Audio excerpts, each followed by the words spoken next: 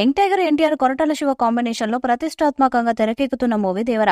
Pan India range లో 2 భాగాలుగా తెరకెక్కుతున్న ఈ చిత్రాన్ని తారక్ కెరీర్లోనే బిగ్గెస్ట్ యాక్షన్ ఎంటర్టైనర్ గా రూపొందిస్తున్నాడు డైరెక్టర్ కొరటాల శివ. ఇక ఈ మూవీకి సంబంధించి వరుసగా అప్డేట్స్ ఇస్తూ ఫ్యాన్స్ కు కిక్కిస్తున్నారు మేకర్స్. ఇప్పటికే విడుదలైన 2 సాంగ్స్ సూపర్ రెస్పాన్స్ ను సొంతం చేసుకున్నాయి. ఇక తాజాగా ఈ మూవీ లేటెస్ట్ అప్డేట్ వచ్చింది.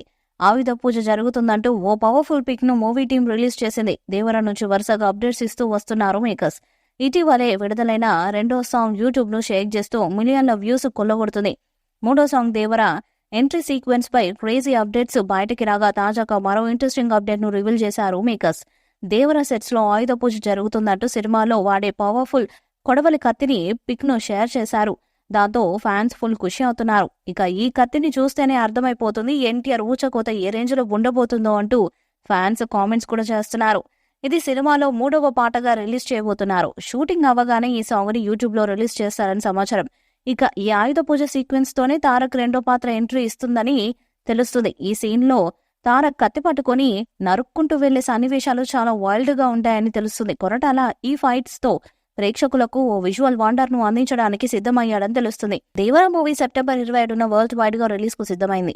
దేవర నుంచి ఇప్పటి వరకు వచ్చిన సాంగ్స్ 2 కూడా నెక్స్ట్ లెవెల్ క్రేజ్ ను సంపాదించుకున్నాయి.